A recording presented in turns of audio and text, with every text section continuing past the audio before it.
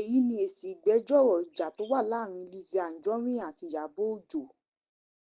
Àwọn kan máa ń dìtẹ̀ mọ́ Ìyábọ̀ Òjó, àwọn wo ni? Ẹ jókòó ẹ gbọ́ ìròyìn náà lẹ́kùnrẹ́rẹ́. Lọ́jọ́ 9 oṣù kejì ọdún yìí nílé-ẹjọ́ dá ẹjọ́ tí Ìyábọ̀ Òjó pe òṣèré akẹgbẹ́ rẹ̀ ìyẹn Lizzy Anjorin nù, tí wọ́n sì fagilé wípé kò lẹ́sẹ̀ ńlẹ̀. Lọ́dún tó kọjá ni Ìyábọ̀ wọ́ Lizzy Anjorin lọ sílé ẹjọ́ fún ẹ̀sùn ìbanilórúkọjẹ́ àti wípé Lizzy gbọ́dọ̀ sanwó $1 billion fún owó ìbanilórúkọjẹ́, tí wọ́n sì ń bọ̀ lórí ẹjọ́ náà kí ilé-ẹjọ́ tó dá ìdájọ́ lọ́sẹ̀ wípé ẹjọ́ náà kò lẹ́sẹ̀ ńlẹ̀, tí adájọ́ sì dá ẹjọ́ náà nù. Láìpẹ́ yìí làwọn kan jáde síta tí wọ́n gbé pátákó kan síta tó ní àkọlé wípé kò ní dáa fún Ìyábọ̀ Òjó, gbogbo ẹ̀yin tẹ́ ẹ pa Mohbad kò ní dáa fún yín, tí wọ́n sì ń ṣépè lóríṣiríṣi fún Ìyábọ̀ wípé ó mọ̀ nípa ikú Mohbad, èyí tó fi hàn pé àwọn kan ló wà nídìí ọ̀rọ̀ náà láti bo orúkọ Ìyábọ̀ jẹ́, tí wọ́n sì gbé iṣẹ́ fún àwọn ènìyàn náà, èyí tó mú káwọn èèyàn máa sọ pé àwọn kan fẹ́ fi ikú Mohbad kọ́ Ìyábọ̀ lọ́rùn ni látàrí àjọṣepọ̀ tó wà láàrin òun àti ìyàwó olóògbé náà. Ṣùgbọ́n táwọn olólùfẹ́ Ìyábọ̀ Òjó sọ pé wọ́n parọ́ mọ́ ni wípé àwọn rántí gbogbo àtìlẹ́yìn tí Ìyábọ̀ Òjó ṣe láti rọ àwọn ọlọ́pàá láti lè jẹ́ kí wọ́n gbé ìgbésẹ̀ lórí àwọn tó pa Mohbad, ṣùgbọ́n táwọn ẹni ibi náà fẹ́ parọ́ ọ̀rọ̀ náà mọ́ lé lórí. Lórí èsì ìgbẹ́jọ́ ilé-ẹjọ́, Ìyábọ̀ Òjó fún Lizzy Anjorin lésì, ẹ gbọ́ ohun tó sọ. Lizzy Anjorin, mi ò ní bẹ́ẹ̀ ṣe back and forth lórí gbogbo nǹkan tó sọ yìí. Ó ní tó bá ti ṣe kí ni kó mú Ìyábọ̀ Òjó dáadáa. So that's what I've been waiting for. Kò dárúkọ mi. Now I think your lawyers, they need to educate you. Give me my phone, please. Your lawyers need to educate you. Good evening, everyone. My beautiful fans, I know a lot of you don't like me doing videos and all these things, but I need to, because this is what I've been waiting for her to do all this while that she has done. Do you understand? What we went for is ADR. We've not started any case. The ADR judge threw the case out, right? Because that woman, normally, I respect her a lot. Even the time we went there, she called us, asked us to go for peace settling and everything. But Lizzy Anjorin never stopped coming for me and my children and my whole family. Do you understand? So when we went back to court, the woman was, she said it, they had to bring, she took the case away, she transferred the case away from her court too. Liz got their case back to her court. And she didn't want to do that case. And for whatever reasons best known to her, she threw out that case. But we have not started. That's ADR. I've not called any witness, not put anybody in a witness box. You haven't gone into a witness box. I haven't gone into a witness box. No witness has been called. So we have not started any case at all. And I've been waiting so bad for you, Lizzy Anjorin, to mention Ìyábọ̀ Òjó.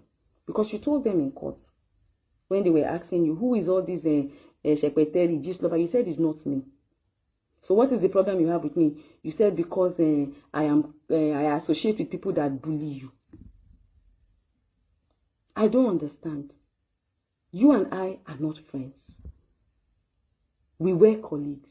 I don't owe you who I am supposed to be close to or who I'm not supposed to be close to. If you have a business with anybody, it is not my business. I don't understand. But you have constantly come for people that are close to me. You have constantly dragged people that you see with me. And the only reason why I'm doing a case with you is because of all your defamatory things that you do and say about me. All the accusations that you accuse me of. There is nothing that you have not accused me of. I should be the one saying that if anything should happen to me, Ìyábọ̀ Òjó, or my daughter, Priscilla Ajoke, or Festus Olatunde Ojo, you, Lizzy Anjorin, should be one of the people they should hold responsible. You, Liz, should be one, if anything should happen to me today, you, Liz, should be one of the reasons, one of the people that they should hold very responsible. And I will tell you why. You alone will start with warrior. I'm going to play you videos of them.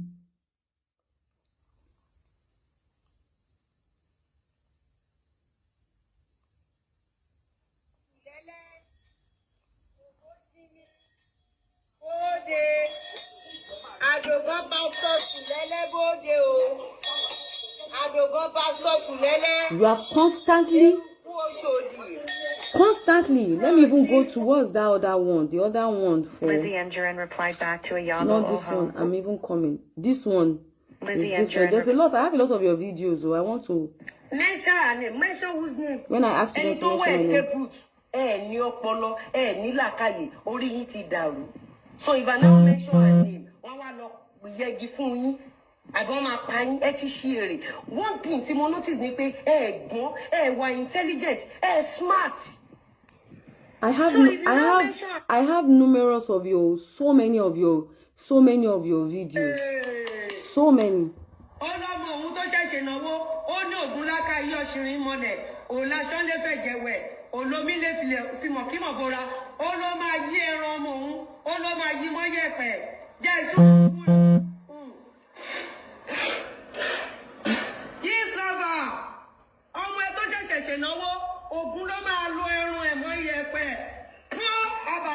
When we get to court, you need to come and explain who you are referring to. You have to come and report. You have to come and because you know that I have filed a criminal. I've gone to write a criminal petition against you, Liz. I heard you too. You've gone to write your own, right? You will come and explain whose child got married recently that your voodoo should kill, grand, mixed with sand. You have to come and translate all these things because you are the one that has constantly been cursing on my children.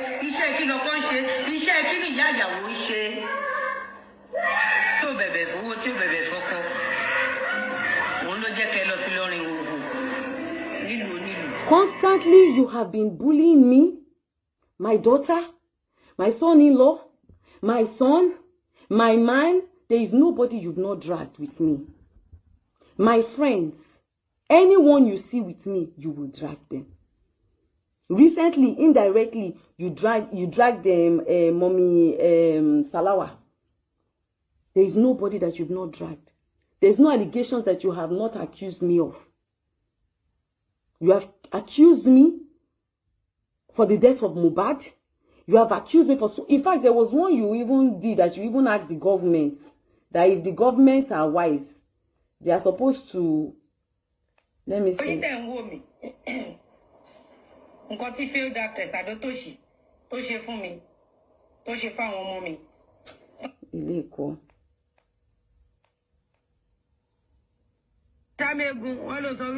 This one, you even admitted. You admitted to taking my name and my children's name to the herbalist place. You. Me, I don't have a problem with you. I like the fact that you have come out to mention my name, that if anything happens to you, because you said you're not having a case with me, you didn't mention my name. So now, for you to come out and mention my name, that means that you have a case with me. So you have to tell me and come and tell the world and tell the right authorities what case you have with me. You have to come and explain it.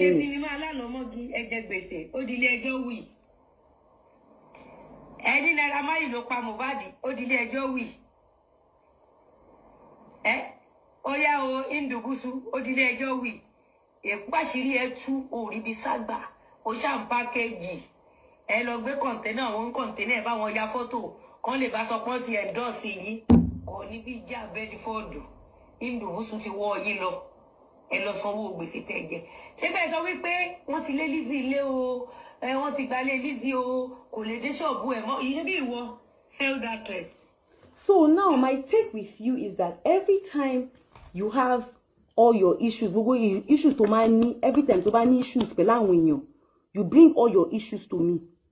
Oh Lord, do mota. When you transfer, you brought it my way. You indirectly describe me. You bring all your problems, your issues, you bring it my way. And you are saying that IYABO, they should hold me responsible for anything that happens to you. I don't understand, Liz. We've not started a case, so don't celebrate. I like the fact that we've not started a case. ADR, Lashe, go and find out. Let your lawyers advise you on what ADR is. We've not started trial. Me and you, we still do try. All these allegations that you have, you will come with proof, with evidence. You will bring evidence. How me, my man, every other person around me, how we killed Mohbad. You will explain. Every allegations that you have, you will bring it. Thank God you said the person that came to post the letter in your house works with the court, Abi. You hold the person responsible. All the evidence, but the general public must know that if anything should happen to me, my daughter, my son, my family, anybody around me, they should hold you, Liz Anjorin, responsible for it. Because you are the one that has constantly be bullying me, constantly be doing numerous. I cannot count the amount of videos of you that I have. Constantly, oh, not once have I defamed you. Not once. Not once. But you will constantly come and say things about me. Every time. Different things. Lies upon lies. My daughter that has never done nothing to you, you came for her. You came for her wedding. You talked about her wedding ring. There's nothing. If you're having issues with people and they are dragging you, I don't see why that should be my business. Because a lot of your own people drag me. And I don't think I have one day gone to any one of them to accuse them or accuse you of being the one sending them to me. I have not for once come to say, oh, Liz, you sent your people to me. Oh, never. I see all the videos most times. I see them when they come. They drag me. But I have never accused you for it. Because they are an adult. They have the right to choose who they want to drag and who they don't want to drag. It has nothing to do with me. If I feel like I'm very uncomfortable with that, I know the right things to do. I know the right things to do. So, you coming out now, gaslighting people, manipulating people, it's not going to work. Kini mo fẹ́ fi, kini tobacco kini ko e fẹ́ dà fún mi. I don't have any problem with you. Kò sí nǹkan tí mo fẹ́ fi ẹ́ ṣe. Nothing. Nothing. There's nothing. The only reason why I have taken the legal actions towards you is because so that you can stop defaming me. I don't have any reason or business with you. You have accused me of so many things. You accused me of buying one phone. You accused me of snapping something. I don't know. In fact, sometimes I sit and I think that, is it the same me you are describing or you are describing somebody else? So me, myself, I am confused. I will need you to actually let us go to court or go anywhere. Do you understand? Where the authorities can actually sit you down and then you can give them these evidences that you always say. Because you always say you have evidence. So you must come with your evidence. I need to see those evidence. Could be jade, could be wa. Could sure. Because you alone have claimed you alone have come to use their voodoo to be cursing on my daughter, cursing on my children. But actually, ori epe ni epe ma lo. Ori epe báyìí, òun ni epe ma lo. Gbogbo epe tó bá ṣe fèmí àtàwọn ọmọ, ó máa padà sí lórí. Ìyẹn ti di confirm, ó ti di dandan. Do you understand? Ó ti di confirm, ó ti di dandan. Ìwọ ló náà warriors tó ń jà fún. Èmi ò ní Ọlọ́run èmi ni tó ń jà fún mi. Do you understand? Ó ti di confirm, ó ti di dandan. Every way, every manner, how you want to go about it, kò lè work. Nítorí pé Ọlọ́run ó ju ẹ̀dá lọ. Ọlọ́run ju ẹ̀ lọ, Liz. So you coming out to say, if anything happens to me, you get it, because you feel that there's no case. Ti bẹ̀rẹ̀ case o. Má get it twisted rárá. Ti bẹ̀rẹ̀ case. Ti bẹ̀rẹ̀ case. Ṣó ti dé Supreme Court ni. Ti bẹ̀rẹ̀ case now. So don't get it twisted at all, Liz Anjorin. We've not started any case. Kò sí nǹkan tí mo fẹ́ fi ẹ́ ṣe. Mo fẹ́ kó wà láyé. Kó wà láàyè. Kò sí nǹkan tó máa ṣe é. Kò lè bá lọ. So gbogbo evidence, èmi need gbogbo evidence yẹn Adotoshi gist lover yẹn mo need ẹ kó wá sọ ẹni èmi gan wá kó help wá because you keep describing me and mentioning that name and different names. Do you understand? So I need you to come. Kó wá jókòó kó ṣàlàyé ẹni yẹn kó gbé evidence jáde. Ìwọ náà ló sọ pé blackmailer ni gist lover o ti send owó sí ìgbà tó send owó ṣàmà ní format tó fi send owó sí blackmailer gist lover. Bóyá o lo crypto ni o, bóyá o send yes account ni o, bóyá o transfer ni o, anyhow tó bá wá ṣàlẹ̀ evidence nǹkan tó ṣe. Provide it so that they can look for this person that you have constantly tagged to me. Because èmi mo ní pé mention my name, o dẹ̀ jáde o response mi pé if I mention your name, ọmọ mi ṣèyàwó o dá sí. Everything about my life you constantly, even mo lọ party kan tí mommy Salawa nkọrin fún mi, you made an issue about it. Everything about my life you have constantly made an issue about it. So definitely you have constantly indirectly been tagging me to all these things that you are saying. So please, we have not started a court case. We have not started a court case. We have not even started at all. So that mention my name, kò sí ikú kòkò nípa èmi àti ẹ. Àjọ máa ṣe ẹjọ́ yẹn ni. Àjọ máa ẹ máa ṣàlàyé, wá ṣàlàyé pé okay o, nǹkan báyìí because ẹni tó tag mọ́ mi yẹn ó máa prove ẹ. Gbogbo èpè tó ṣe fọ́mọ lọ́mọ tí kò ṣe, Priscilla ò ṣe, tó rù ẹ, wàá prove ẹ. Ibi tèmi ti ṣépè fọ́mọ ẹ, wàá mú jáde. Ibi tí mo ti bú màmá ẹ, wàá mú jáde. Gbogbo nǹkan tó ní mo ṣe pátá fún ẹ, wàá mú gbogbo ẹ jáde. Má kò máa sọ pé mo evidence kò máa flash. No, wàá show evidence. Do you understand? So don't come and gaslight people. Má manipulate àwọn èèyàn. Don't gaslight people. Don't manipulate people. Because think account tí mo fẹ́ fi ẹ ṣe. There is nothing tí mo fẹ́ fi ẹ ṣe. Ìwọ ló ní problem pẹ̀lú mi. Do you understand? Problem tèmi kàn ní pẹ̀lú wọn ni pé gbogbo nǹkan tó accuse me of, you can come and lay it on the table and give them evidence. You can't come now and say things about me and not be able to prove it. Abi? So, problem tèmi ní pẹ̀lú ẹni. Ìwọ ló máa ní problem pẹ̀lú mi. Ìwọ ló máa ṣọ́ mi kiri. Tí bá lọ bìkan wàá rí sọ. Tí bá jókòó wàá rí sọ. Bọ́mọ mi bá ṣe kàn wàá rí sọ. Tí bá dìde wàá rí sọ. Tí bá sùn wàá rí sọ. Ìwọ ló ń rí èpè sọ. Ìwọ ló ń rí jàjà. Ìwọ ló gbórúkọ ọmọ mi àti èmi lọ lé babaláwo. Ìwọ ló confirm me. Do you understand? You are the one that has a problem with me. Me, I don't have a problem with you.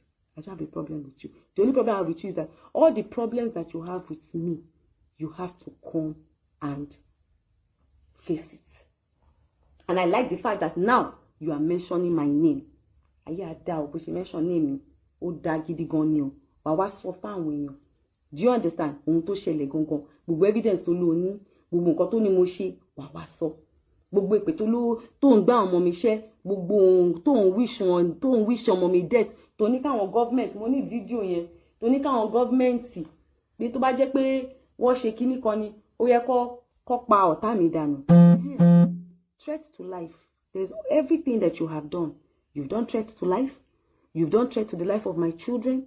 You've constantly tagged. In fact, the defamatory things that you have said and done is huge. So it is you, Liz Anjorin, ló need láti jáde. Kó wá lọ sọ́dọ̀ àwọn ìjọba, kó wá gbogbo evidence ẹlẹ̀. Do you understand?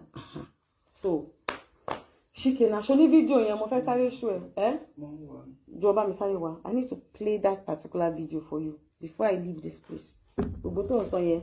Ìyẹn ní ti àwọn ẹsẹ̀ kí n fẹ́ jọ kí n fẹ́ fi ẹ ṣe. Kí n fẹ́ ìwọ ló ń wà bittered. You are the one who has a problem. Ìwọ ló mọ tó ń ṣe ẹ́. Do you understand? Èmi kò fẹ́ help ẹ láti wá solution sí nǹkan tó ń ṣe ẹ́ yẹn ni.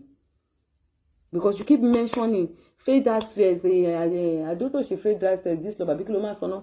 Do you understand? So, jẹ́ ká help ẹ láti discover ẹni yẹn. That's my own take with you. But you are coming out to gaslight to say, if anything happens to me, she had me happen to me, she. Kí ló fẹ́ dà fún mi. Do you understand? Don't forget. Where is it? Bá mi wà náà, ó wà ń bẹ̀rẹ̀. Mẹ́ṣáà ni mẹ́. Àbí orúkọ ẹni tó súnmọ́ mi lẹ́nu ẹ̀ máa gbé ẹgbẹ́ pẹ̀lú ọ̀rọ̀.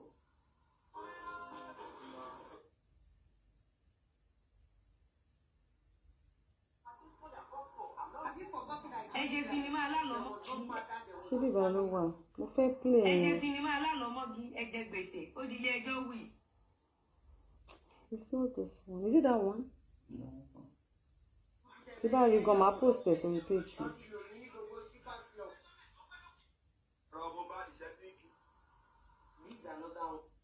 It's here. Go and look for it for me. Let me look for it. Go outside, play them. Look it and bring it for me instead. Do you understand? So, Amy, do you understand? All this one that you are coming out, don't so if anything happen to me, what lo le kini kan sílé ẹ, what ya picture ọmọ ẹ, what ṣe kini kan, what post ẹ sórí kini kan. I don't know what you're talking about. All those things, you can take the evidence to court. Do you understand? You can take the evidence back to court. Because me, I really want us to go to court so that me, I just need you to come so that we can even help find out this person that you understand, that you've been coming for all this while. This fade actress, Kinekon Adotoshi, just lover, that you've been shouting and screaming, that you've asked the government to kill, that you've asked that the person's child to die, that you've asked that person to die. There is nothing that you've not said. So me too, I really want to help you. So all those evidence that you have, please, do yourself a favor and take it to the right authorities. Because in me, I have already written a petition. Again, we are not ending it here. It cannot end here until you come out and say all these things and bring the person out. All these allegations, you have to come and prove every single one of them. Every single one of them. You have to come out and prove it. Oh yeah, I prove well. Eléyìí náà tó dẹ̀ tún sọ náà, I prove well.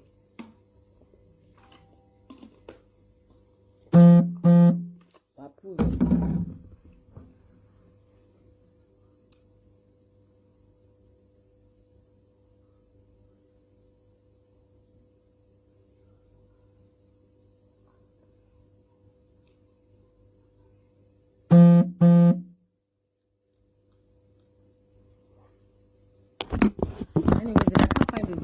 I'm going to look for that video and probably post it so that you guys can see a video where she was asking the government to come and kill some failed actress, Gislova Adotoshi. She has to, you cannot put my life at risk. Lying, I mean, the defamation, God. Saying so many unspeakable things. Accusing me of so many things. So many things. And then you come and start playing victim. This is the height of manipulation. You don't understand. Do you understand? The height of manipulation. Immediately you heard I went to Aladbon to file a criminal petition. You quickly went to Abuja to file a petition. Petition. And then you come out and start saying that you won't be responsible. Yeah. What we did before was AGR. And that one has not worked. We've not gone to try. We've not started. Nothing. Nothing. You understand? Nothing. Nothing. Toyosi, sure, really? Okay, no wahala, guys. Let me go and sleep, Jerry. If anything should happen to me, or my daughter, or my son, or my man, or anybody, Lizzy Anjorin is one of the people that you should hold responsible. Ibi tọ́rọ̀ náà máa já sí, kò sẹ́ni tó mọ̀ o.